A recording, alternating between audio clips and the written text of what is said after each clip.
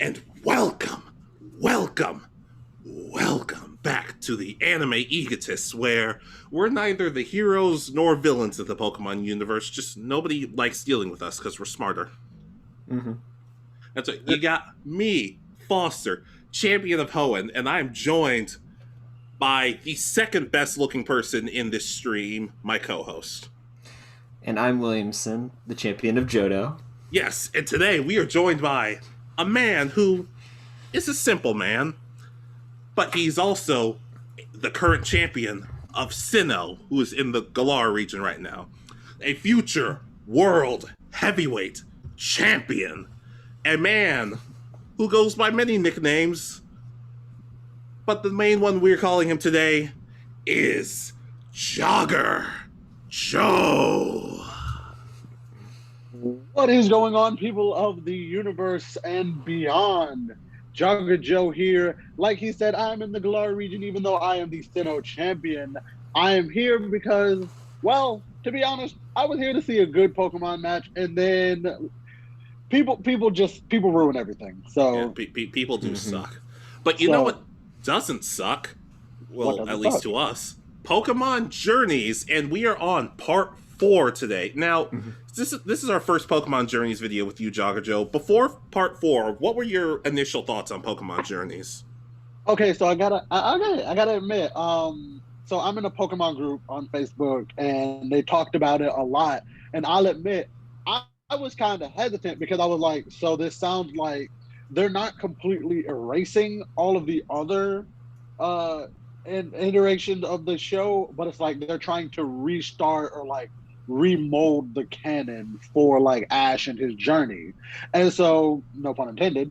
So I sat down to watch it, and I was actually pleasantly surprised because I was like, I felt like more so that this is what we were looking for out of Ash from the beginning. Not necessarily like him trying to catch every Pokemon and be like better than everyone just for the namesake. Like he actually was like, oh, I want to be the best trainer in the world. That doesn't necessarily mean I have to go out and catch every Pokemon. So like I was pleasantly surprised because it felt like it was a breath of fresh air and almost like they had hit the reset button on the character and gave him a new lease on life. Yeah, I that was passion filled. I can definitely agree with that. Part 4 was okay. I guess we should get into part 4. We Williamson and I have talked. We enjoyed part 1. We felt part 2 was kind of a slog, to be honest. Part 3 we felt like was more back to form. Was part 4 weird for anyone else? Like not great, not horrible, but it was kind of all it was weird. It was weird. The timing for this part is weird because they've done some stuff. So if you haven't watched part 4, go watch it now. Stop watching our video, go watch, then come back and hear our thoughts on it. If you don't want to be spoiled. It's going to be a big old spoiler warning for. I mean, unless people who just want to watch Pokemon, like they look at our reviews and say, "Oh, now I'll watch." I'm like, which is weird. I'm like, I don't know. Maybe you don't have the time to watch all of it, so this is more condensed. So I guess we'll just hop into part 4. So, gentlemen, others, and like the 2 ladies who are watching our channel for some reason, let's get into it. But first, as usual, I like to send a little bit of love, send a little bit of support to our newest subscriber, because for some reason you guys like subscribing to us. Still not really sure why, but you like doing it. So I want to give a shout out to our newest subscriber, Tom One Sun. Please let me know if I'm mispronouncing that, because I probably am. But as always, thank you for the love and support. Yes, thank you very much. And while you're at it, please subscribe to JoggerJoe's channel, whether it's JoggerJoee, What the Wrestling. I don't know if you have a third channel that we don't know about yet. Nah, I don't. JoggerJoee, I was leaving this for a surprise, but I will announce it here so you guys get the exclusive scoop. I have come into way of money, and I have come into way of better equipment. So within the next month, I do intend to have more videos popping up. I will also start streaming on Facebook and Twitch. So I'm excited. I'm just to say that I'm excited. There might be some Pokemon content. It's going to be a lot of Fortnite content. There might be a little GTA content sprinkled in there just for good taste, but Hopefully we'll we have can to join see. the GTA content.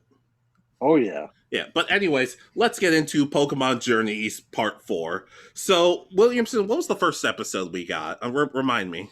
So this is the episode titled "That New Old Gang of Mine." Well, all right. 10 out of 10 episode title, just want to say. Yeah.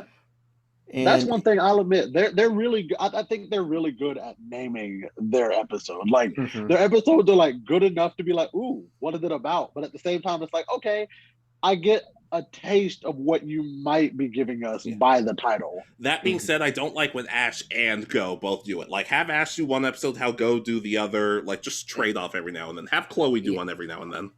based on who the episode's centered around, that's who it needs to be. Yeah, so, but we got a return of some people. The Alola gang minus Lily, and sadly Team Skull. Okay, okay. So how does this start off? Like Professor Cerise says, "Hey, you guys should just go to Alola." I don't really remember this one that well. Except for the ending of this one. Yeah, and of course Go's like, oh yeah, because I can catch all the Alola Pokemon, all 12 new ones they have in the 60-something new forms. And first of all, I want to say I like that even though Team Rocket wasn't in this episode, it did show a cameo of Beware, Mimikyu, and all the other Pokemon they caught in Alola. That was a nice touch. Oh yeah. I will say though, did the Alola gang feel kind of pushy in this episode?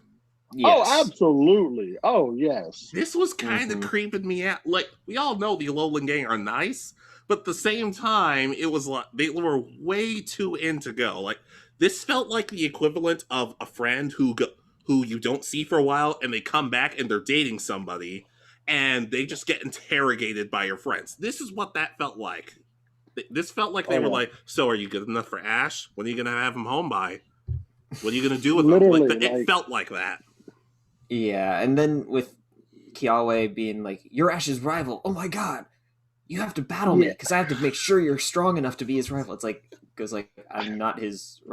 No, you're his rival. Come with me. We're battling." I don't even want to be friends with the guy if I'm being honest. Honestly, though, and I'm glad you brought that up because that's actually one of my big talking points for the entirety of the show, not just part 4, is that I like that. In this show, what they've done, Go isn't just a side character that's there to help push Ash's story along. Go has his own motivation, he has his own story, he has his own arcs, and it's like any episode, even the episode that feature both of them, it doesn't feel like, oh, they're competing for the main spot. It's like, okay, Ash has his story, Go has his story, and it's like the episodes where they meet are always my favorites because it's like we get to see both of them at their best because they're both getting to do what they want, what they love. And it's like, personally, I like Go a little bit more than Ash, honestly, especially off of this episode. I think we agree. I think we both have agreed with that for a while. Like, there are people saying, I'm really upset that Go is getting more to do with an Ash. I'm like, why? We've had 20 years of Ash. I'm not saying get rid of him, even though we've made plenty of videos saying otherwise. But in all seriousness, our channel. I was about to say, in all seriousness, though, we don't need focus on Ash that often, especially considering we still don't know what it means to be a Pokemon Master, and they refuse to tell us. Yeah. But also, this episode had Lily kind of explaining in her letter saying, "Hey, we're still looking for my dad. Kind of hope we find them." And remember how in Sun and Moon, Lily's mom was kind of controlling? Yeah. Does it feel like they kind of shifted back to that? Because she emphasized, oh, these are the clothes my mom picked out for me. And the stuff she was wearing was, I don't know. It looked like stuff her mom would make her wear. I don't know. It was, thumbs down. It was pretty bad. Maybe not her, because she seemed to always wear that kind of stuff in the show, except for her Z form or whatever she called it. Yeah. But isn't Gladion wearing something like that? He's wearing some weird outfit. I'm not a fan of it. But here's the thing. Well, there is one thing about this episode that admittedly got me a little, I wouldn't say choked up, but it did get me to go a heart-warming reaction. When they got to Professor Kiawe's house and Professor Burnett's house, they show, oh, they're like, hey Ash, this is our kid, this is your this is your little brother. I'm like, oh snap, that was awfully touching. I was like, damn, Oh. that's The only problem I have with that is oh, how here we much go. time has passed, because we've had so Ash is still 10. We don't know that. Based on everything they say, I think at the start of Journey said Ash is a 10-year-old on his journey to be a Pokemon Master or something I don't again. recall them Well, saying that was 10. the big. Well, that was in the one of the beginning recent of series, Journey. Yeah. Well, okay. Well, to be fair, pregnancy is, everybody says it's 9 months, but it's actually closer to 10. Not that I would know. I'm a man, but still. Well, but it's closer to 10 months, supposedly. So close to a year, I'd say. Maybe. I know, but what I was going to say is, so does I'd that say mean a year and a Alolan half. takes place in between the Kanto and the Johto journeys? Because in one of the Johto movies, in the little thing, it's the 1-year anniversary of Ash and Pikachu. You are so hung up on his age. I hate this timeline now. Yeah, I was about to say. Listen, trust me, I've wanted to go back and forth about that, but it's like they're never gonna increase his age. But it's like, I mean, it would have to mean that he's a little bit older, because let's talk about, like, even though he's a baby, the baby is like, he's a baby, like he's old enough to hold his own head up, old enough to like interact. Like, so you got to think that the baby's at least like 7-8 months old. Nah, if he's dude, able stem to, like, hold cells. himself up. Stem cells, dude. Oh God. Oh God. Oh God. Yeah, Oh. but in all seriousness, though, I didn't mind this episode, but I don't know. I felt like it kind of just happened and it was just like over with. Like, it's just like, hey, here's the Alola gang. All right, bye. See ya. Literally. I was expecting there to be like, oh, an ultra wormhole, and Ash has to explain it to the professor and him, and now we get 2-3 episodes in Alola where they're in their flight suits or fighting suits, whatever they called them. Not the Ultra Beast arc. That was the worst part about. That was I know, worst but part. just wearing the suits, and Go gets his own one, and they just go out just so Go catches one of the Ultra Beasts. That's right. He's gonna have to do that too. Yeah. But overall, not a bad episode. In all honesty, it was nice to see the Alola gang again. I did not miss Rotom Dex, though. I miss Sophocles more than I miss Rotom Dex, if I'm being honest. I wish that they had both gone away. Yeah, but anyways, this was a nice episode. Oh, and it was a nice way to start the journey. Speaking of starting the journey, the Pokemon Journey's English theme song, The Journey Starts Today. One of the few theme songs that people say that they want in concert, tied with the Power Rangers Lightspeed Rescue theme song, yes, sir, the Yu-Gi-Oh! 5D's opening theme song, and the Cyber Chase theme song. Oh my goodness! Oh my God! Going back in time. The thing is, I had that joke stored in my head, like through the whole week. I'm like, I have to keep this joke. I have to keep this joke. Cyber Chase. Oh my goodness gracious! Stay tuned for our next video. Yep, Cyber Chase. If it wasn't anime. Oh man. But anyways, as much as I'd love to jam to the Cyber Chase theme song, we have to move on. All right. What are your thoughts on the Journey's theme song, JoggerJoee? Personally, I like it. I think it's one of those ones that, like, it makes you feel like, okay, we're actually setting up for something that's about to show. Like, how do I want to phrase this? The journey, like the show itself, the theme matches the show in terms of like how they want it to feel, how they want it to flow. Like, they don't want it to be one of those, like, oh, the show drags on for 5 or 6 episodes on one specific thing. Like, it moves, it goes, like, it has its like thing. Like, yes, it's a recurring theme across the entirety of it, but it's like it moves. It doesn't just sit in one place. I think it cleverly matches what they're going for in the show. Yeah, we do this. We do the joke every one of our reviews where I just gush about the Journey's theme song because it's wonderful. It's amazing. It is. Anyways, next episode was this the fossil episode? Yes, restore and renew. Okay, this was a weird episode to me. I'm still not 100% sure how I felt about it. Since you seem vocal about it, how do you feel, JoggerJoee?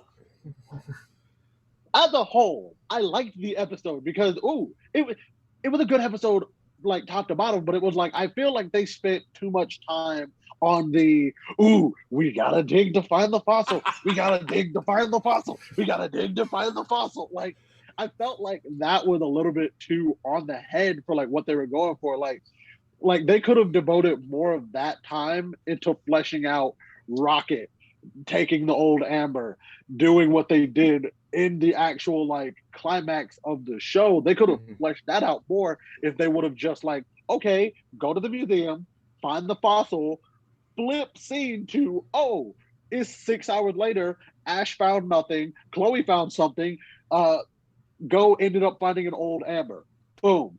And then here we go into the restoration, and then Team Rocket messes everything up. We have like the last maybe 12 minutes of the episode devoted to that instead of the last maybe like 6 minutes, because I felt like that ending was a little bit too fast and a little bit too, okay, we already know what the end result is going to be. Let's get to it. Yeah. Like, yeah, I'm gonna be honest. This was a week. Like, I don't know. Chloe's whole involvement with the series is still kind of baffling to me. Because on the one hand, I want to like her. I do like her to an extent. But but the whole "I don't know what I want to do" thing kind of just it gets weird some episodes, because it's like, hey, let's go get the fossil stuff, and she's like, I'm not really and they just forcefully grab her like, come on, let's go. Look, the episode can't move on until you come with us. Come on. Yeah. right. I really think I agree with JoggerJoee about this ending. I really think they could have done something where, okay, so Team Rocket has stolen it or accelerated the process. It comes out, goes trying to calm it down. It's almost there. Team Rocket intervenes, causing it to go wild again, and then in the end, it remembers that Go tried to help it or something. Yeah, and like I guess we should say also, Go catches an Aerodactyl. I'm surprised he doesn't have 20 at this point, but here's the thing. I do find like one line kind of jarring, because while Go is dealing with Aerodactyl and Ash is dealing with Team Rocket, Chloe's just kind of in the middle, not really sure what to do. And she runs up to Go at one point, and she's like, Go, we have to help Ash against Team Rocket. And I'm like, why? He's dealt with these idiots so many times. He does not. Even somebody like Ash does not need help. He could probably take them out with his fist. Quite literally. We'll find out later in the season why he didn't need help. Yeah, and then at one point, he's just like, and then he just runs up, he's like, hey guys, took care of Team Rocket. And I'm just like, Chloe, how long have you been following this show? Like, how do you not? I don't know. Although, like I said, though, but to add, I did like how Go, like, it kind of showed a different side to him, not just, oh, I'm going to catch this Aerodactyl just because. It was more of, hey, I want to calm this thing down, so it can be happier and it doesn't, kill everybody. Mm-hmm. I don't know. It was a weird episode, especially in the end when it's like, did you guys have fun? Ash is like, yeah. Goes like, yeah. And Chloe's like, me too. I'm like, okay, cool. She got her science project done. Yeah. Isn't that this episode? Yep, that was. And I'm gonna be honest, that's another thing. I feel like the crutch setting up the episode was a little bit too weak for each of their, like, Ash and Go, they were like, oh my god, I'm excited. We're gonna get to see ancient Pokemon. Which, Ash, sir, a couple of them Pokemon came from your region where you were originally from, sir. How you didn't see them? Like, I'm sure they got museums where you explain yourself, sir. I'm gonna need an explanation. Yeah, that didn't add up. He's not the brightest boy. He's not. Anyway, but overall, okay episode. Not give it I give it a passing grade. Like, it's not a horrible episode. Anyways, what's the next, Williamson? What's our next episode? Octo Gridlock at the gym.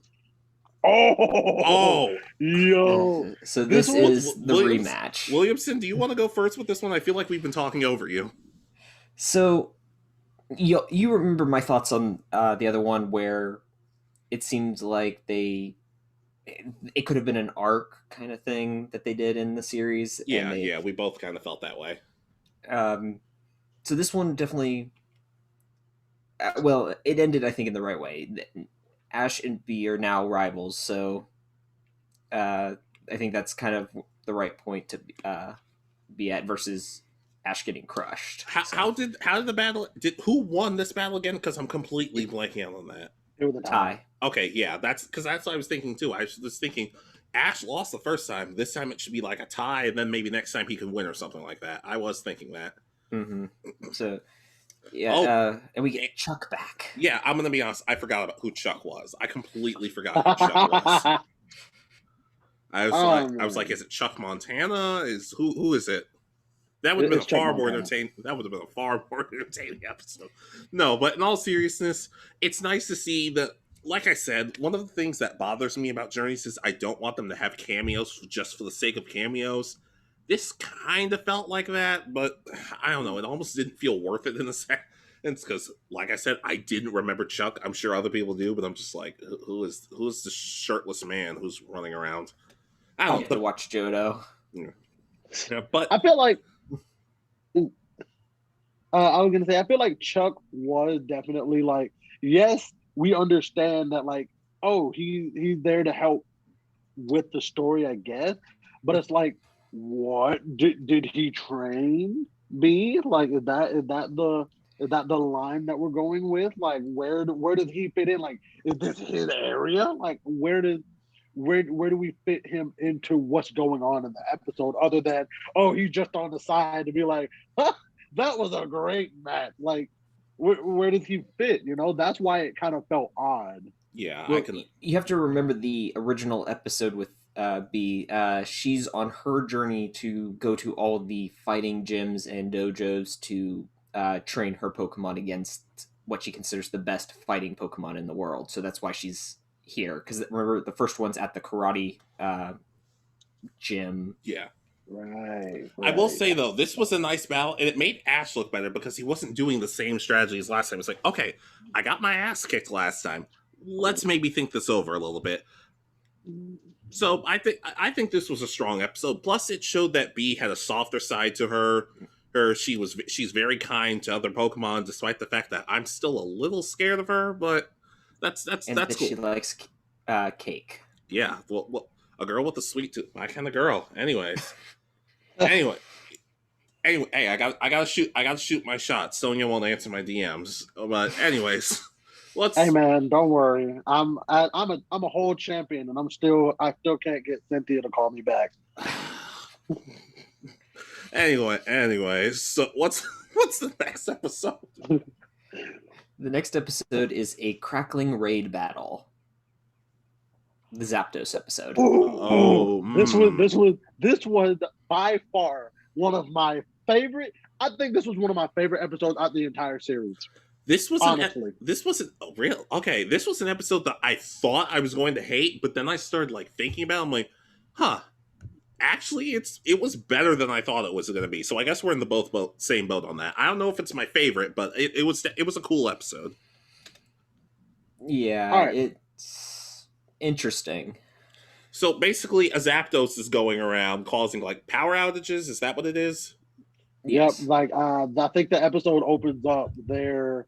I think they were training. No, they were doing like ice. They were like making ices for themselves and their Pokemon. Yeah. And like the power kept fluctuating. And so the professor was like, "Hey, so we're getting a lot of energy from life battles, or from life energy. So we think it might be Zapdos. You guys want to go check it out?" I was just about to say, can you go? Can you do it? It's dangerous. Oh, come on, old man. Hold up your end of the deal. What's your problem?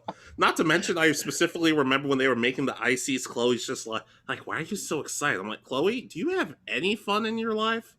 Like, see, anything? No, she doesn't. She doesn't. Nothing?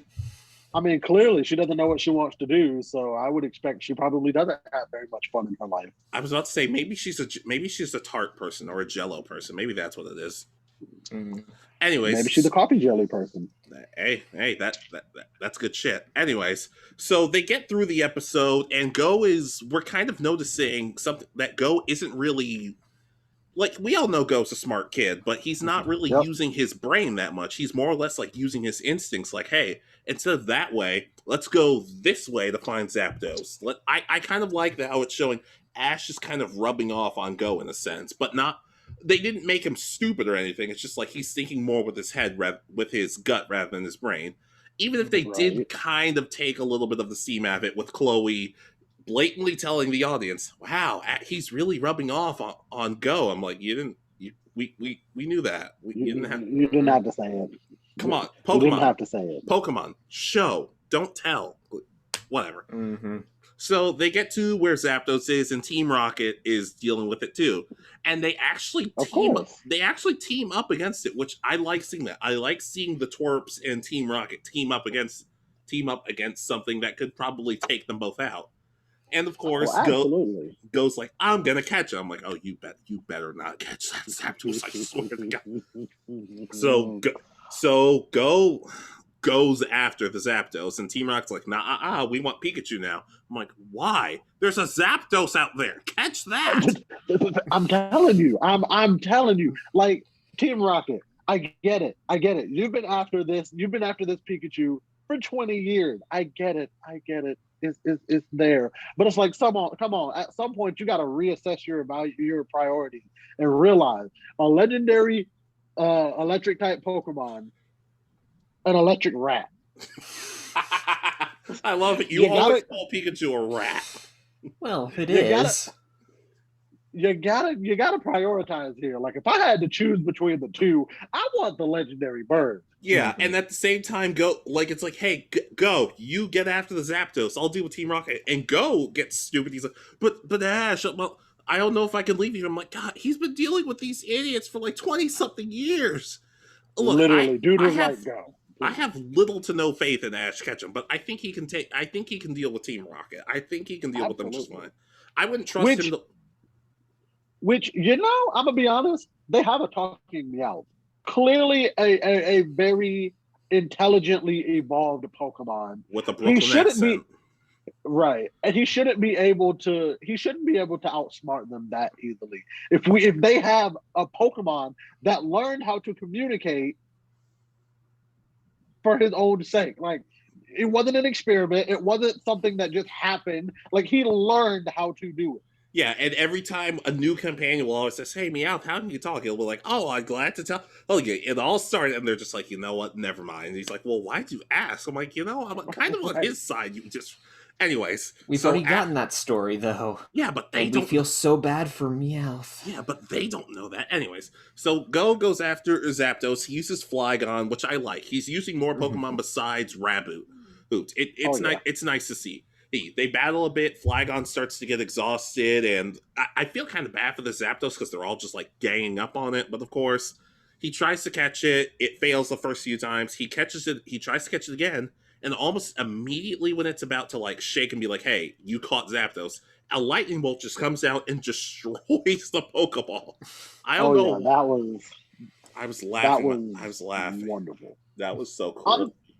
I'm gonna be honest. Up to this point, this was like and I'm not gonna say that they haven't been, but I feel like the battles could have been better in the sense of like fleshed out.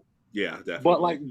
But like this one specifically, between Go's use of Flygon and Raboot, the use of Raboot learning Blaze Kick, like I think that top down, this was such a well thought out and well developed battle that when he threw the Pokeball and it shook, I thought for a second he was actually about to catch him. For a quick second, I believe it. I was just like, I'm like, because here's the thing, I still don't really know how I feel about Go catching legendary Pokemon. I'm still kind of on the fence about whether I would like that or not. Primarily because once you have a legendary Pokemon, like, what's the point of using anything else at this point? Yeah. Oh, he doesn't want him to keep him. He just wants him so that way he can fill out the pages in the Pokedex. Yeah, which is weird that the Pokedex fills out once you catch Pokemon, like in the games. But previously in the anime, it's just like, hey, it'll tell you literally everything. I'm trying to tell you, Pokemon is unknown. Literally, I was gonna save that. I really was gonna save that for a few episodes down the line. But since you brought it up, that is one of my biggest frustrations of this. Like, what is going on? What are y'all doing? When you mean to tell me that maybe 4 shows ago, the Pokedex was able to tell you anything about any Pokemon in the world without having to even really look at it? Not even 4 shows ago. No matter how much I hate Rotom-Dex, it told, no matter, you weren't catching it, it still told you about the Pokemon. Even the Legendaries and all that stuff, from what I remember, it had data on everything pretty much. I remember Ruby and Sapphire in the games, there were 2 pages, like, the first page was like basic stuff, while the second page was like a little more advanced stuff. What I would do is show that if you first see the Pokemon, show the first page. Then once you catch it, then unlock an additional slot of information or something like that. I don't know. Overall, though, fun episode. What's next? Is it the episode I think it is? Yeah, so we get our two-parter for this year. Yay! It's the Pikachu translation check. Honestly, I enjoyed this half. I enjoyed this half of the episode more for me personally. Yeah. By a long shot. The second part was kind of weird. I don't know.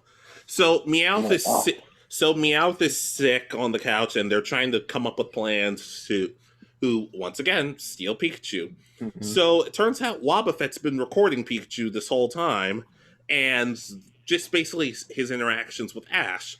And they decide somebody need to lock that. I said somebody need to lock that Wobbuffet up. That's creepy. It's a genius. I was about to say that Wobbuffet's always been a pretty smart Pokemon. Anyways, so they decide to translate what Pikachu's saying, and without Meowth. Yeah, that's rather the big than thing. With an actual machine or like a script or something like that, they just start translating it on its own, and the results are mixed at best. You know, I'm gonna be honest. This episode, or at least this half episode, was silly by every stretch of the word. Of course. Mm-hmm. But I feel like if they really wanted to drive home the silliness and like the non-canon of this episode, they should have had them pull up and be like, "Oh, look, I found a script of what he's supposed to be saying in this episode," and like try to go through it and be like, "Pika Pika, Pika Pika." This is no help. That would have been great. Like that would have, I feel like that would have helped drive home the silliness of it. Mm-hmm. Which this is just me being nitpicky for nitpicking sake. I still really enjoyed the episode. Like literally, the episode opened. I was able to laugh and make a joke. I was like, Meowth wearing a mask. I hope he ain't got the vid, bro. I was gonna say to myself too, Meowth doesn't want to get other people sick, so he's wearing a mask. What a novel concept. A completely made up character is doing better than most Americans right now. Anyways. But still, fun episode, kind of silly, kind of all over the place. And the plot twist at the end when they get a message like, wait, this is only the first half of the episode. What? Which is weird. It seems like Team Rocket seems to break the fourth wall more than anybody else. Like, nobody else seems to do it. Nobody else can do it the way that Team Rocket does. Yeah. I mean, Team Rocket, that's kind of what I think they're there for at this point in this series. Didn't they do it in the first movie?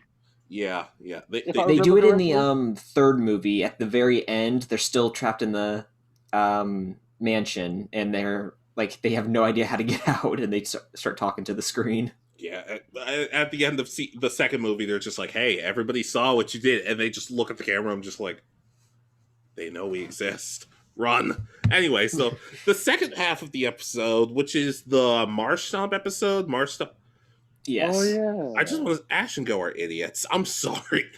There were like a million other ways, faster ways they could have gotten that Marsh Stomp out. But basically there's a Marsh Stomp and it's stuck in the sand and it's like dried out, so it's like, it feels like it should be like suffocating or something, but that Marsh Stomp didn't even seem like it was in that bad of shape. But regardless. Except for a few facial expressions that they had throughout the episode. Yeah, here's the thing. Before I saw this episode, I saw people online like trashing this episode, like saying this was one of the worst episodes of Pokemon they had seen in a long time. So I went in with low expectations. I'm like, this wasn't really all... It wasn't amazing, but it was nowhere near as bad as you people made it out to be. This follows the formula that we kind of went over, I think, in the second part, where there should have been some consequence. Like the Ludicolo came down and did Sunny Day for some reason in the area, and that's what dried it out. And it should have been its own full episode of trying to figure out what's causing this area to dry out instead of just trying to save the Marsh Stomp. Yeah, but of course. Also, speaking of Ludicolo, I just want to be honest. After this episode, I am very fearful of Ludicolo. I'm now terrified. Ludicolo. And like, if Pokemon ever become real and I just happen to see one, it's on site. It's on site. Well, you've seen Detective Pikachu. There's one in it, and it's a bartender. And it just screams at people. And it just screamed at people. I don't know. Something about this episode just Yeah, but anyways, they get the Mars Stomp out thanks to Rain Dance. All the other Mars Stomp celebrate with it. It's like, yeah, we saved the day. Let's go home. Then they come back the next day. All the other Mars Stomp are stuck. And it's like, where's the Ludicolo? What happened to the Ludicolo? No, that Ludicolo did it on purpose, I swear. Probably. But these episodes we've been talking about so far, they're basically filler. They're basically not that much consequence. But it doesn't stay like that, does it? No. What's the next episode, friend? So how do we want to do this? Do we want to go episode by episode still and then go over everything? I don't even recall how all the episodes went. So can we just talk about the arc just in general? All right. So this starts the Sword and Shield actual arc of this series. Yeah. So I'll name all the episodes that we're going to be covering. This is episode 6 through episode 9. That's Sword and Shield, The Slumbering Weld, Sword and Shield, The Darkest Day, Sword and Shield, From Here to Eternatus, I think is what it is. I can't read the full name, unfortunately. And then Sword and Shield, The Legend Awakens. I'm pretty sure it's the last one. So basically, Sword and Shield, the last half of the video game. Mm-hmm. Yeah, did anybody else feel like this arc kind of came out of nowhere? Oh, yes, absolutely. And way too early. Literally. Yeah, because there was like no build-up. There was no there were like a couple of mentions here and there, but there was like, I don't know. This arc was weird. The only one we got was that Ash wanted to face Leon. That's it. That's our only mention that we got. Well, he's had a man crush on Leon this whole time. And he's like, I mean, Leon. Wouldn't you? Yeah, I would. Anyway. But I'm thinking back to, okay, if you go back to pretty much from Hoenn on, there's always, you'll meet the evil team of the region and they're doing little projects that build up to it. So you'll see, at the Weather Institute is the big one I can remember for Hoenn. And then I think there's a mount where they get the orbs. I think there's an episode to that. And then you get to the conclusion where they have the big battle. Yeah, which is why the Team Flare arc did so well in XY and XY and Z, because it was spread out. It was done. It was, I don't know. Oh, but for me, this arc just kind of came out of nowhere. And just to start off, Ash and Go, they get off the train at some point and they get separated. They meet the two legendaries. They meet the two legendaries in the Slumbering Well. That's what it's called, right? Yeah. Hey, go me. Anyways, so they get separated. Go ends up meeting with Sonya again, and basically they stay lost a lot more than I thought they would. They didn't even meet up immediately. It's just oh no, I'm gonna go hang out with Sonya, which fair, I'd do the same. Ash Ketchum, Sonya, tough call. Anyways, but she's trying to do the research to figure out how to save the day at this point, and because Dynamaxing is going crazy pretty much is what's happening at this point. Even though it kind of feels like Sonya did not do that much this arc. It kind of felt like she was just there to talk and do nothing else. I don't know. Yeah. I don't know. Sorry, go ahead. I've been talking a lot. Go ahead. But before we go on, and I apologize for backtracking here, but this is my one negative for this series is how easy it is for them to go from region to region. Whereas in the past, they have made going to a new region the whole basis of them starting a new series. So I had a problem with that because I'm like, yes, I get they're going to regions that they've been to before, but at the same time, it's like, no, because if you can make it this easy for them to go from region to region in the series, give us this in a video game. Give me a game where I can go from region to region, beating up on Pokemon and trainers alike, and becoming the best in every region. Yeah. That's all I want. I mean, You I know? find it more difficult, but just because like travel restrictions in the Pokemon universe just seem very relaxed if this is keep happening. This could be dangerous. It's really weird because if you think back to the original series, their like the main travel was blimp. Like, because I think that's like the whole thing. Like, Giovanni puts Team Rocket in charge of the blimp division at one point, Heck, they and were then using blimps in Diamond and Pearl too. but now Oh, they jumped to okay, now they're just flying on jet planes everywhere. Yeah. yep. Yeah, everybody gets jet plane in Pokemon. Once you get a jet plane, once you turn 12, you get a jet plane. You're set to go. You're safe. You're safe Look, to go. you turn 10, you get a Pokemon. You turn 11, you get a bike. You turn 12, you get a jet plane. That's how it evolves. Once you turn 15, then you're just showing off. You get a yacht, but then you're just showing off at that point. Anyways, so Ash notices a lot of Pokemon are Dynamaxing without their trainer's consent. I guess that's the best way to put it. So Leon shows up and he's like, "Hey, I'm gonna save the day." And of course, Ash is like, "Let me help you," even though whenever Ash tried doing it beforehand, nothing was working. Mm-hmm. But still, it shows that he tries to be heroic. He tries to help people. It's fine. So he Man, goes off. Ash is out here thirsting. That's all that is. Ash is out here thirsting for Leon the way I thirst for Cynthia. Yeah, that I respect that. Anyway, so the arc basically consists of Go and Sonia finding like research stuff, like researching what's going on, them being followed by. Okay, this bothered me for a minute because they showed they showed the guy's mouth like him grinning evilly, but they didn't show his face. Because somebody's following them in a car. All right, so I thought to myself, "Hey, is this somebody we know?" And then they show his face. I'm like, "Oh no, it's just some loser." Like, don't tease us like that. It's Rose Corp Grunt number 5. Yeah. And I was about to say, oh, by the way, I'm never letting Sonia drive me anywhere. That she is a horrifying driver. I love how she just is constantly like, "Oh, you'll get over it. Just ride with me." Also, she doesn't have she didn't have an accent of some kind. Because everyone says, well, Pokemon Galar is based in England. I'm like, well, technically it's more Northern Ireland than anything, but people don't like hearing me say that.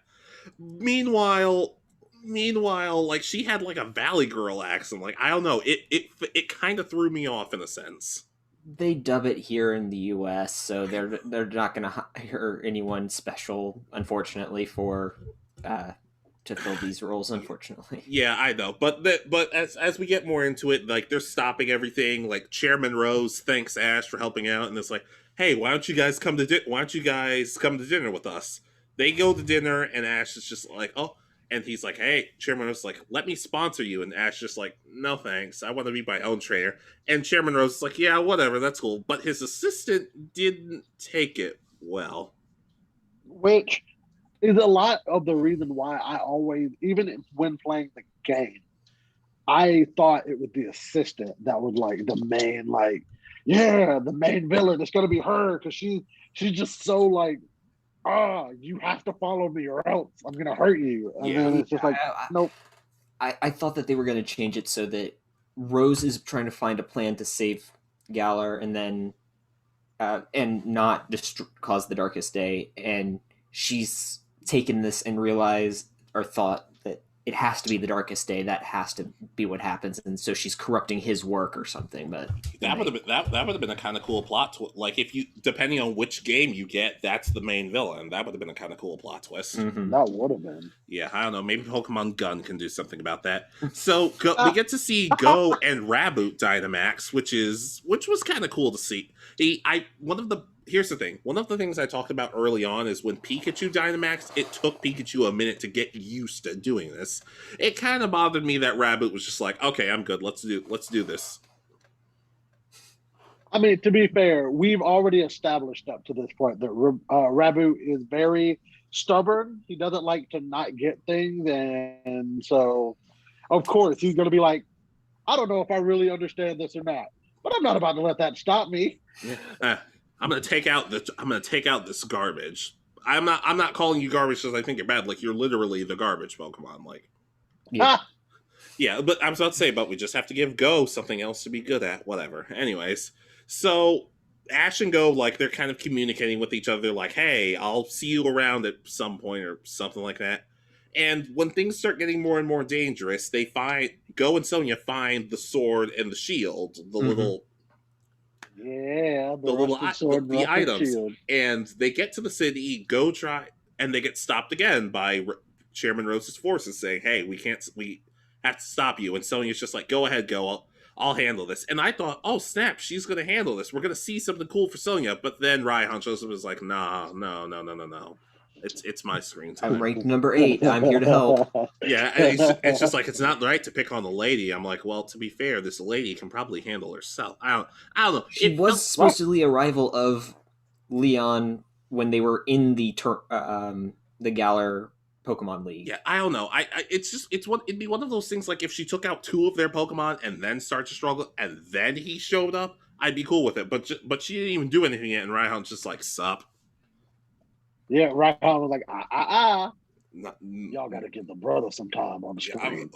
Is Raihan black? I'm trying to figure that out.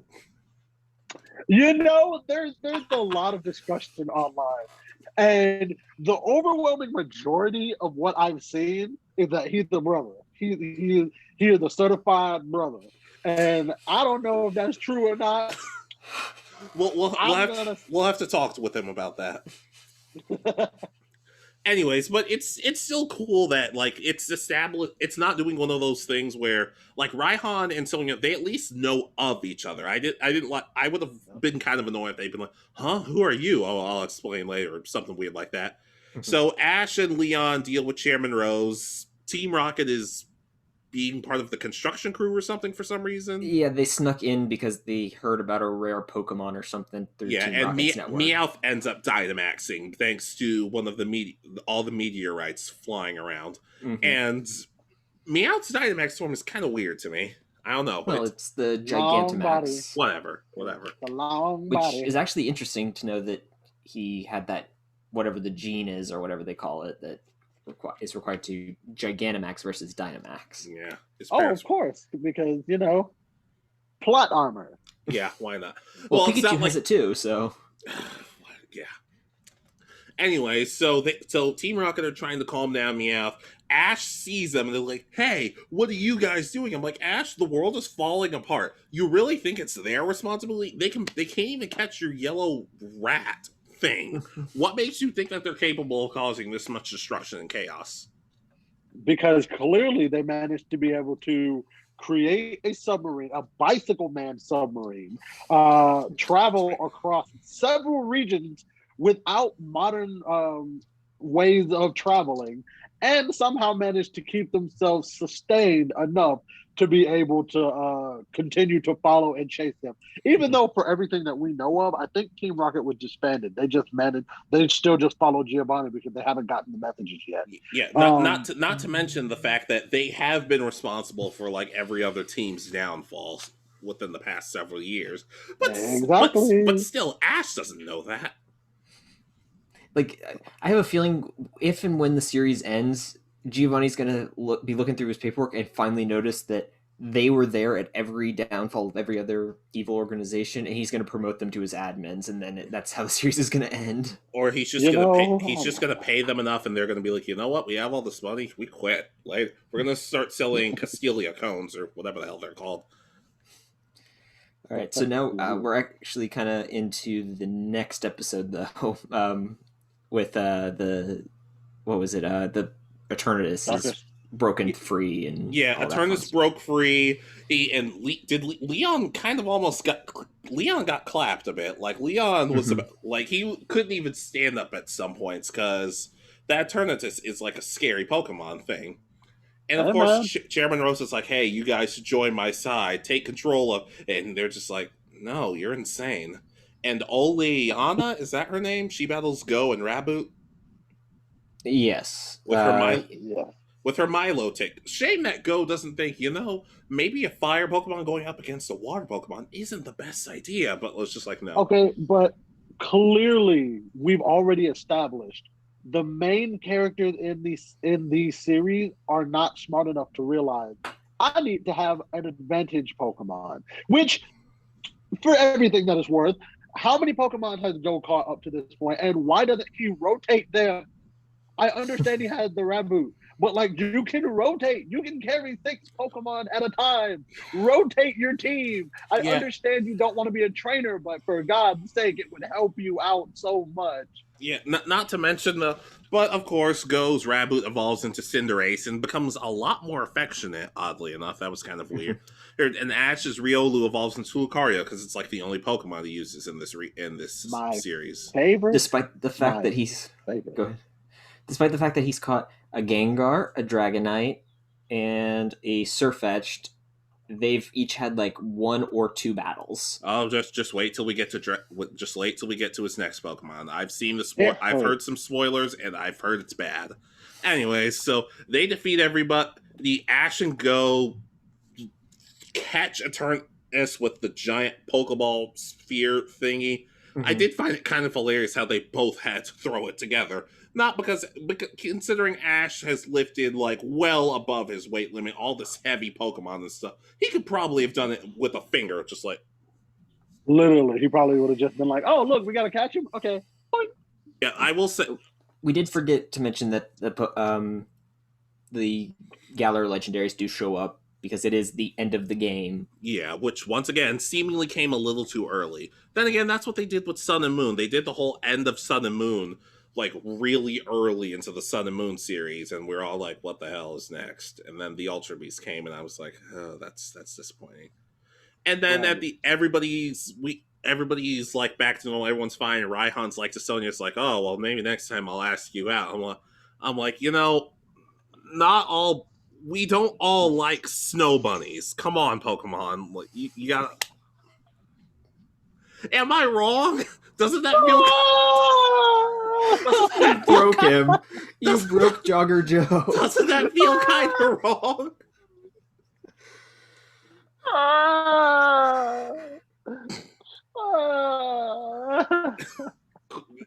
Comments? All I can say is you broke JoggerJoee. No, I'm talking to JoggerJoee. Do you have anything to say on that? You're not wrong, but I wasn't gonna say it. Yes. So, Raihan, please just move along while I send my DMs to Sonia. I can tell. Doesn't make it any better. It does. It doesn't. But it doesn't. It doesn't. But overall, like, I like the action of this arc. I like the seriousness of it. Mm-hmm. But like I said, it was out of nowhere, and it just came too early, in my opinion. I don't know. Yeah, I'm disappointed like that we didn't get to see all the other gym leaders, because we've seen Raihan and B, and then we haven't seen any of the other ones, have we? Yeah, we haven't seen Melanie. We haven't seen who's the first trainer? Oh, Milo. Milo. Yeah. We haven't seen Nessa. We haven't seen Piers or Marnie. That makes me so sad that we don't see Piers or Marnie at all. That upsets me a bit. So yeah, it's one of those. They should have been involved in this arc where you see it's happening all over Galar. All the gym leaders are battling to save the citizens using their Pokemon. They're just like, hell, they could have all been in the final battle. Yeah, especially considering if Ash isn't going to go around and travel and challenge the gym leaders, at least like still show them, give them something to do, something. Heck, maybe they go to a concert and Piers is there and he's playing with his band. Actually, I think we just came up with another episode idea. If Pokemon steals this, well, they've stolen my ideas before. It doesn't matter. Anyways, though, not the worst arc in the world, just confusing all around. Just still give it a watch though. I found it wasn't boring to say the least. Yeah. Well, I'm gonna be honest. For this season, and we'll get into it for a second, I feel like it was like, yeah, we're having a good time. Yeah, we're having a good super serious arc. Super serious. Yeah, we're having a good time. It reminds me of Sun and Moon's pacing, because Williamson and I talk about it all the time. The pacing for Sun and Moon is probably one of the worst I've seen in the Pokemon series. He's like, we'll have super serious and sad episodes one week, and then the next week it's like a dance party episode or the school play. That was still bizarre. That was a bizarre episode. Anyways, are we ready to move on from this arc? That was the main thing I wanted to talk about for this video, because I didn't have much of anything else besides the last few episodes. I mean, to be fair, outside of that, it wasn't really like much of note outside of literally Zapdos. And then this arc, and of course, Sonia gets promoted to professor. Like, if this arc had ended this part, like part 4, I would have been like, awesome, cool. But it came in the middle, and we had like 3 filler episodes afterwards. I would have been okay with like 1, maybe 2, but we had like 3 afterwards, and I wasn't a fan of it. 3, maybe 4. Yeah. So what's the next episode? Let's move on. The next episode is Getting More Than You Battled For. The title makes no sense for what this episode actually is. I don't even, with you saying this, I don't even remember the episode. Which was this? Straight up. This is they detect psychic energy on an island. Leads to them thinking it's Mew, and then discovering no, it's Mewtwo. Yeah, I will, just to start off this episode, I remember Chloe's like, oh, hey, go, are you gonna go catch Mew? I'm like, since when do you care what these guys are doing? You seem to want nothing to do with them on a daily basis. Why are you so excited? Maybe she thought, if he catches Mew, the series is over, and I can move, and I can go back to Soul Eater. Sweet. her voice actress did Patty on Soul Eater, so that's part of the joke. Okay. Like, I wasn't just saying that to say that.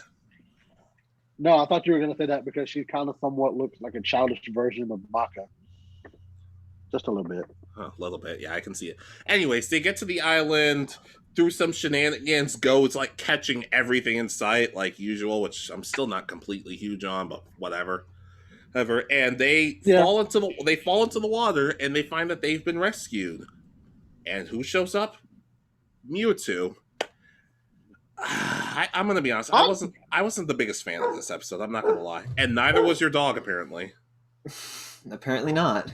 I wasn't a big fan of this episode. I wanted Mewtwo to run it back. I wanted him to recognize Ash and be like, "I remember you. Run my one." Run that back. We need a rematch, sir. I've been training for 20 years for this. Like, that's what I was hoping for out of that. Like, when I saw Mewtwo, I was like, oh, awesome. I was really expecting him to, like, drop them on the ground and be like, let's go. You tried to throw hands with me. I'm ready. Especially because I think it was the voice actor from the original voice actor for Mewtwo, wasn't it? That came back for the. I was about to say, or it was someone who sounded a lot like him. Yeah, they've been known to be pretty good at replicating that. But I guess my thing is, first of all, I'm happy that when Mewtwo and Ash and Go battled, that Mewtwo wiped the floor with them, because it would have made no sense for them to do well against Mewtwo, because it's like super, super strong. If Go had caught Mewtwo, there would have been a rant at the beginning of this video, just me screaming for 12 minutes. But anyway, man. Eventually, and I'm calling it, they're going to get a Master Ball. I don't know who's going to develop the technology. Somebody's going to have a Master Ball. They're going to use it on Mewtwo, and then because plot armor, Mewtwo's not going to get caught, and I'm calling that. I'm calling it. With the way he's catching Pokemon, I'm surprised Go just doesn't have an unlimited stock of Master Balls, because he does it way too easily.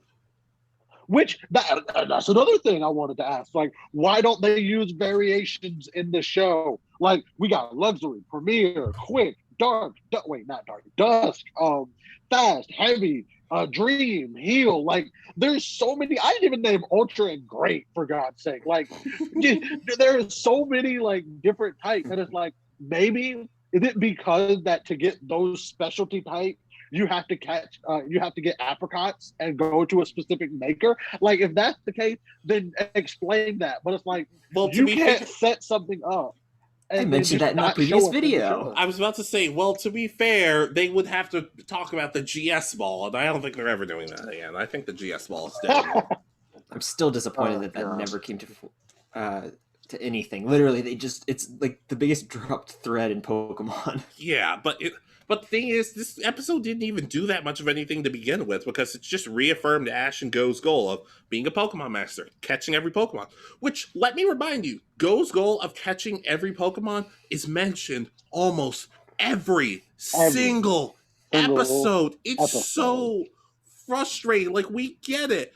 There's even a little intro at the beginning with the narrator's like, Ash wants to be a Pokemon master and be in the Coronation League. Go wants to catch every type of Pokemon. We don't need to hear him say it every 2 minutes. Go, what's your dream? To catch all the Pokemon. Oh, okay, that's cool. 5 minutes later, I want to catch every Pokemon. Cool. So, did you guys hear we have a new champion in the Johto region? And yeah, but did you know I want to catch every Pokemon? Nobody was asking. Like, it's I don't know. It's one. I know this show is aimed at kids, but I think kids are smart enough to remember that without you beating them over the head with it. It's so frustrating. Stop mentioning it every episode. It's I don't know. I'm not a fan of it. Like, we already knew his goal. They're not any closer to that goal necessarily, with the exception of a few caught Pokemon.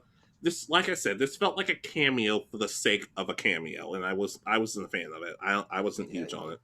It was a filler arc and that's the thing with Pokemon. They're known for rearranging episode orders when they release them in the US. Why didn't they do that here, where these 3 episodes should have been the center of the season and then end on the Sword and Shield arc? I really don't know, but it's upsetting. Anything else to say about this episode? Anything else before we just move on? No. We're getting that round 2 eventually. I don't care. No Pokemon outside of Mewtwo. Ash, middle of a field somewhere. Ash got his hands gloved up. Mewtwo said, all right, man, let's go. Last time you really tried to run these hands. Let's see how good you are. This time the tears aren't saving you from being stoned. He turns him to stone. And no, everybody's crying, but the tears do nothing. That's just because Mewtwo keeps turning him to stone. Got it. Anyways, next episode, please move. So technically, the ending is a 2-parter because they're connected somewhat. And the first part is crowning the Chow Crusher. Oh, was this the one with the trumpet goo thing? No, that was the last one. That was the very last episode. No, we're on the eating contest. This is the episode with the eating contest. This was okay. Hold on. Let somebody else talk. Somebody else talk for a minute. I need to. Yeah. So in this episode, they're having a eating contest in Vermilion, which is the city that they're based in. There's the legendary champion Emperor Blaziken, who's supposedly like the best Pokemon eater in the world. Enters his I forget what the Pokemon is. It's the rodent from Galar. Squovit, maybe? Yeah, that's what it is. Yeah, okay, I found what I was looking for. And Professor Krissa was kind of weird this episode. Like, she'd always been kind of soft-spoken and just like the nice professor who people want to hang out with. But when she started watching the event, she was really into it. Like, she's like, Emperor Blaziken, Emperor Blaziken. And, like, she would not shut up about him. I'm like, lady, you're kind of weirding me out. I mean, I'm into that, but you're kind of weirding me out. I don't know. Her involvement was kind of strange, especially considering we didn't get our favorite professor character, Ren and Francois the Magnemite. I thought they should get their own episode, but whatever. Yeah, Francois. The perfect character. Of course. Anyways, so basically they go through an eating contest. Of course, Go does really well, like he does it literally everything else. Well, he picked the right Pokemon, at least. True. They had a good explanation for why. And Team Rocket were in it, and they were disguised, which I'm not really sure why they were disguised. It's not like people would be like, oh, you're Team Rocket. Hey, we need to arrest you. They'd be like, oh, you're Team Rocket. Y'all are still a thing? Whack. But they have the Morpeko that they've had, which did they officially catch it, or what's happening there? What or did they just bring it with them? All it is it's stealing their food. They're kind of going back to the point where Team Rocket doesn't have enough food to survive, despite the fact that they have original series like side jobs and everything. Whatever. Literally. Yeah, not to mention, like I'm not going to harp on this for too long, but if you're going to have a Morpeko and Marnie's not going to be anywhere near it, that upsets me a little bit. I don't know. I mean, it could be interesting if like later on in the series she catches it and this is her Morpeko. That would be interesting. It would be, but it would also some canon moments from it would also change some of the canon from the video games, but they're not afraid to do that. But regardless, Go gets through the challenge. There's a lot of different Pokemon eating stuff. They get to the finals. Was it Blaziken versus Morpeko versus Ghost thingy? And maybe Snorlax. I don't remember. No, Blaziken beat Snorlax in the one-on-one thing. There was a one-on-one thing later. Then yeah, it's all three of them. First of all, I want to say I hated this episode because it made me hungry. It made me so hungry after a little bit. And then the last thing I had to eat was Torchic sponge cake. But Blaziken couldn't do it. Blaziken couldn't do it because it used to be a Torchic. And part of me was like, what? So and it carries the plate away. And Crystal was like, so you can't Blaziken. So you can't eat it because you used to be a Torchic, but it's not actual Torchic meat. So like, why are you upset? I'm not sure if stupid animal. Hey, if somebody made a sponge cake out of me, I'm not sure I'd want to eat it out of like my likeness. I don't know if I'd want to eat you. I'm like, this is cool. I want this. Make more, please. Nah, man. I'd be like, slide me a hand, slide me the left chest, slide me the left pec, or slide me his right kneecap. One of the three. Yeah. So anyways, his goes squirrel. What'd you call it earlier? Squovit. Yeah. Yeah, it evolves and it basically wins. And one of the clever things Team Rocket does, it has Morpeko and I don't like calling it this hangry mode, so it's like ferociously eating the whole time. But then it goes back to normal and it doesn't want to eat as much, so that ruins the competition for them. So they win all the food they can eat, supposedly, and a trip to Unova for sweets. Which leads us into our last episode, entitled... A Close Call, ... practically. I didn't like this episode. I'm going to be honest. Pikachu! I'm on the fence about this episode for a couple reasons. And they all stem from, like... My thought was, okay, cool. Cinderace and Lucario were being forced to work together to try to freaking save who they believed was Pikachu. Even though they've never had problems with each other before, so why are they fighting now all of a sudden? There's that, and then after everything is done, which I know I'm skipping like over the entire episode, but like after everything's done, they're unstuck. After everything's done, they're unstuck. They're like, oh yeah, we're eating. And they're like, there's a little frosting that gets on Lucario's face, and they go right back to fighting. And it's like, what happened? Like, weren't y'all just friends? Didn't y'all just work together? I feel like Lucario is generally known to be a calm, cool Pokemon, but it's kind of... It's got some anger issues I've started to notice. Like, where did this come from? Why is this happening? They seem to like adding random... Right at home? I was about to say, they seem to add random personality changes to Pokemon, and we know the life at home is fine. He ignored Pikachu for an episode just to hang out with Riolu. Mm-hmm. Yeah. I've heard of mommy and daddy issues, but trainer issues, that's something else. You should talk to somebody about that. So basically, Team Rocket what the hell was that? Basically, Team Rocket, they have this, is it supposed to be a robot? Yes. Okay, and this robot Pikachu. So they're playing basically. Hey, let's switch these Pokemon. We're gonna switch the robot Pikachu with the actual Pikachu. Which, if you already have the robot, why not? I'm gonna just use that until something goes wrong. Mm-hmm. But they noticed the Meowth programmed Pokemon, the Pikachu, do everything except say Pikachu. Hikachu. Yes, it says Hikachu.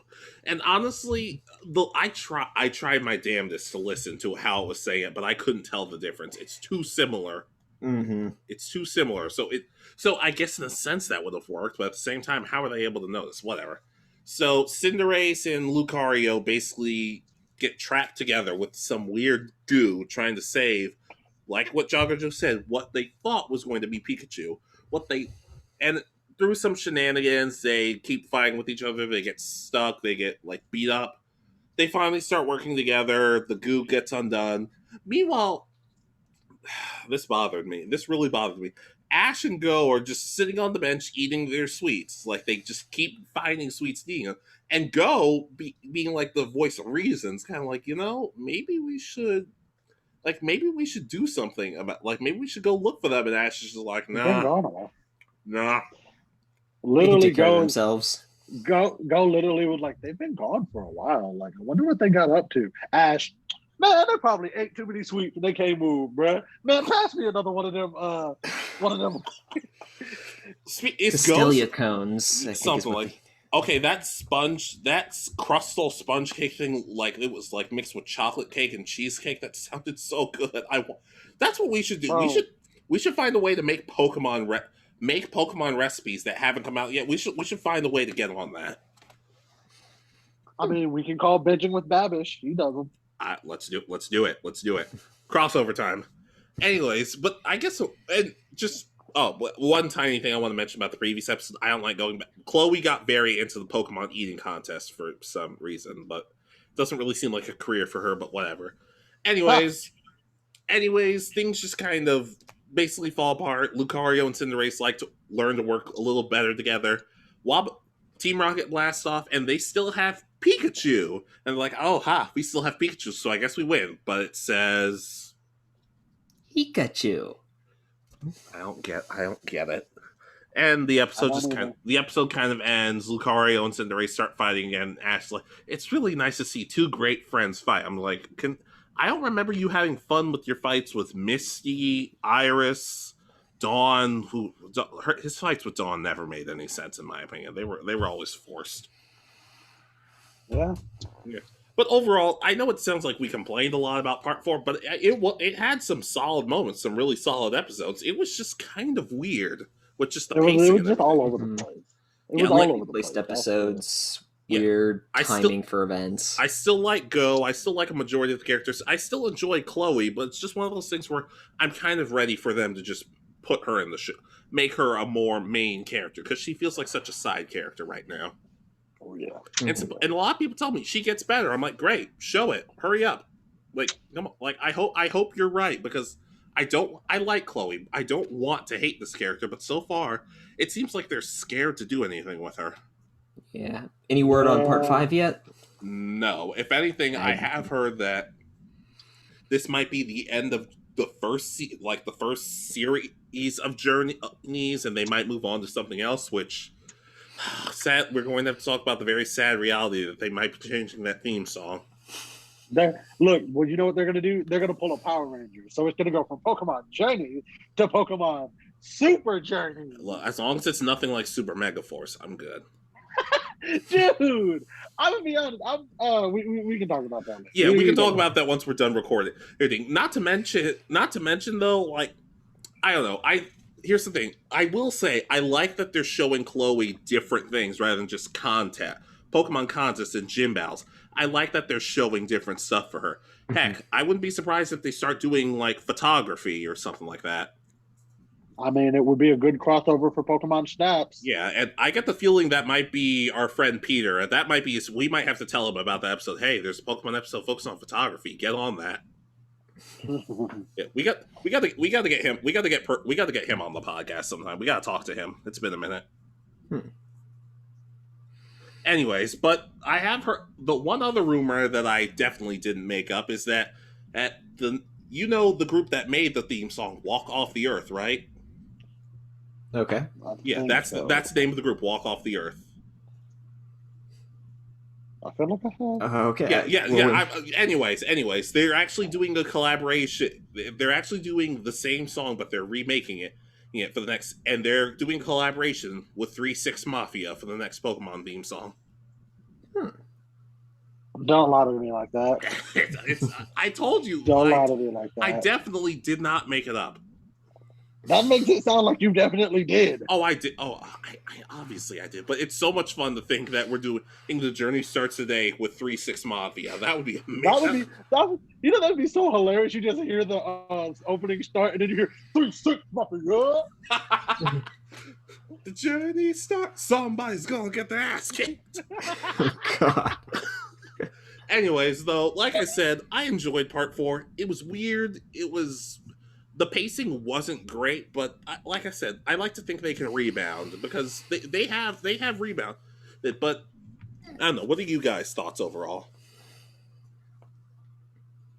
I liked it. I think that I'm gonna be okay. So I'm gonna say, y'all know that I've not been a Pokemon show watcher. Like I play the game every now and again. I'll read the manga, but I never actually watched the show after like the original. And then we went to I think Johto. After like Johto, I fell off. I just stopped watching, and then I came back into Journeys after the recommendation of you guys. And I will honestly admit, it was a breath of fresh air. Like I really enjoyed it.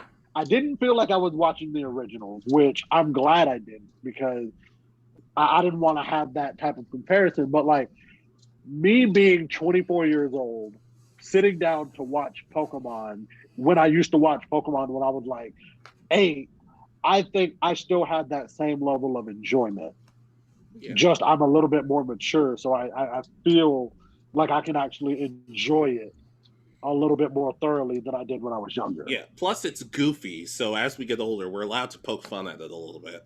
Mm-hmm. Yeah. What about you, Williamson? What are your thoughts? I just find this one, everything's weirdly timed in this set of episodes, and that threw me off. Again, if it's, I want to know what they're going to do next, because there's gonna be another arc of some kind. So I'm wondering what it's going to be that's going to allow for a continuous story, since they've already done the game that this series is based on. So yeah, I can understand that. But overall, I guess since we thank you. But overall, I guess that those are our thoughts on Pokemon Journeys Part 4. Did you guys like Part 4 more than us? Maybe you didn't like it at all. Well, I'd love to hear people who watch our reviews before they watch the episodes, like what your reason is for that, because I can't figure it out for the life of me. But let us know. Subscribe to JoggerJoee. Go support him on OnlyFans or something like that. I don't know what else he's got. I don't have an OnlyFans yet. The keyword being yet. But anyways, let us know. Oh, and we'll see you guys next time. This has been Foster. And Williamson. And JoggerJoee. And you've been watching The Anime Egotist. And with The Anime Egotist, if you disagree, you're wrong. And we love our Asian friends out there.